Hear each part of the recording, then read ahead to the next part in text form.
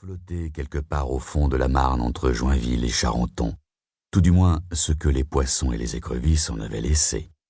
Il ne faisait pas bon s'en prendre à Serge Taillard, à l'époque.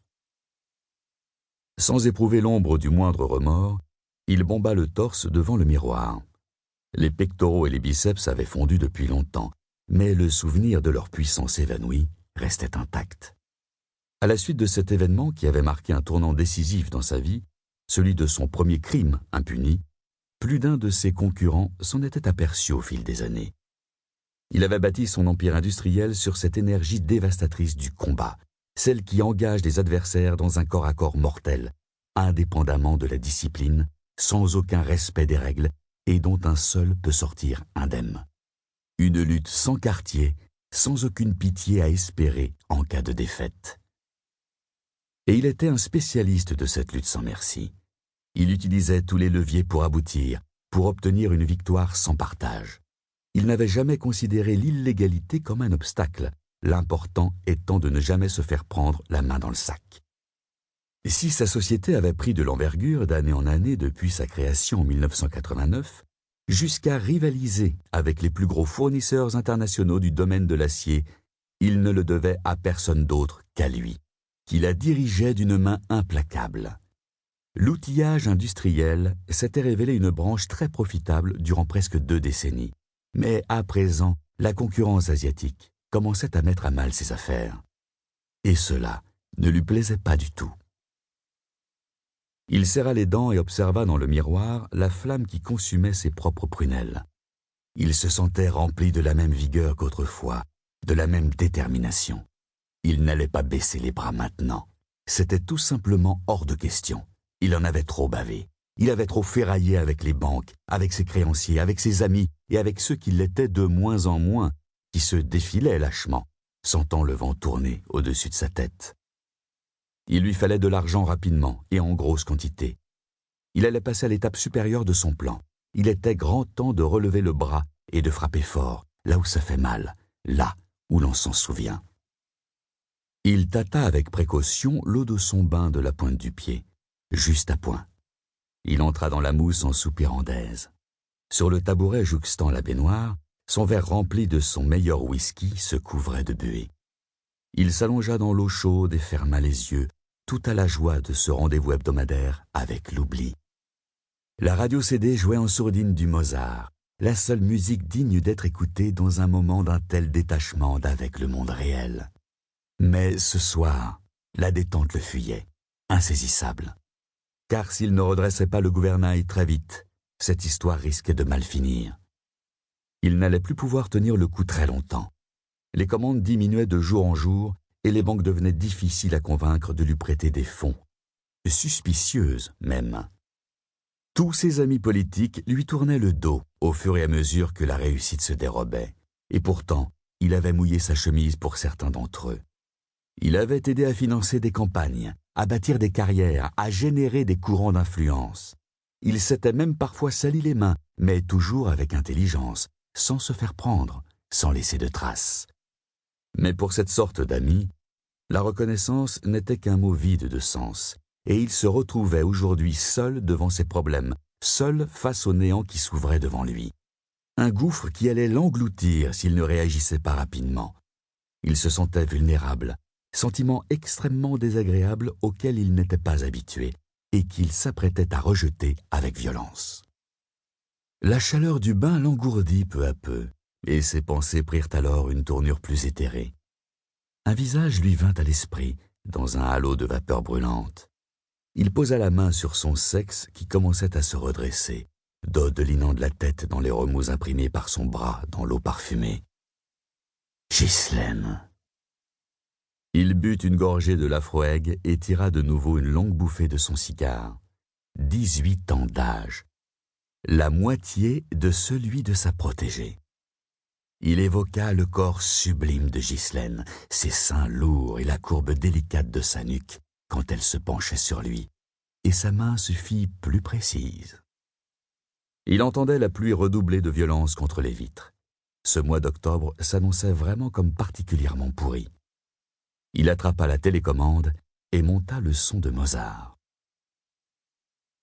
Sous les marronniers et les platanes des quais, le vent faisait voler les premières feuilles dorées d'automne. Les troncs luisaient d'humidité et se dédoublaient dans des flaques sans fond. Sur le quai faisant face à l'immeuble de Taillard, de l'autre côté du canal, une silhouette se détacha d'un porche aveugle, tache diffuse engoncée dans un long manteau imperméable. Une casquette au bord élimé protégeait son visage de la pluie, noyant ses yeux dans l'ombre projetée par la visière. Une main gantée rangea à l'abri du manteau des jumelles d'ornithologie qui permettaient de discerner la couleur de l'œil d'un moineau à 50 mètres.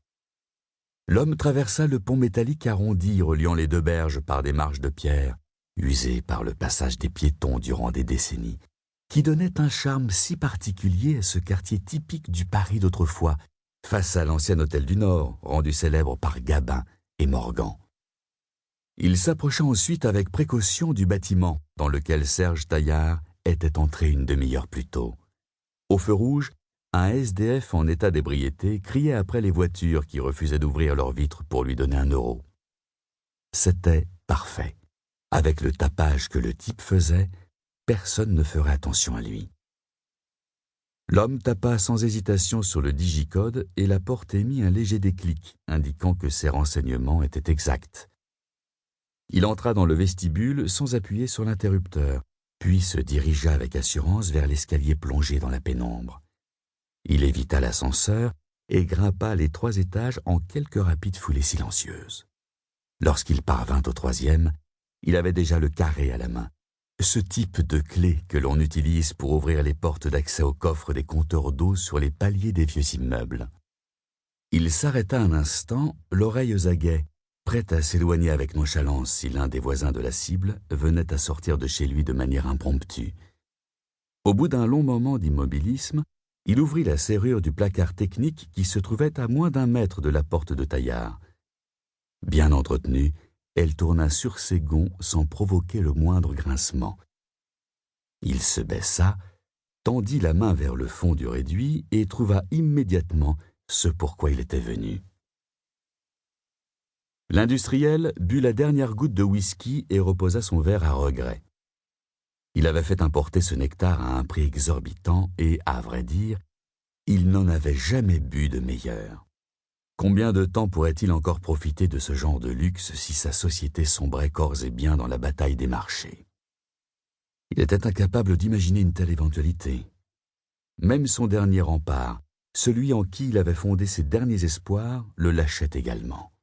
Et cela, il ne pouvait pas l'accepter. Il devait montrer qu'il pouvait toujours mordre et refermer d'un seul coup ses mâchoires sur sa proie, très vite et très fort.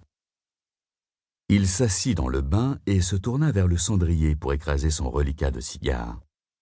Le dos tourné à l'étagère accrochée au-dessus de la baignoire, il ne vit pas la radio se rapprocher au bord de celle-ci par petits à-coups presque imperceptibles.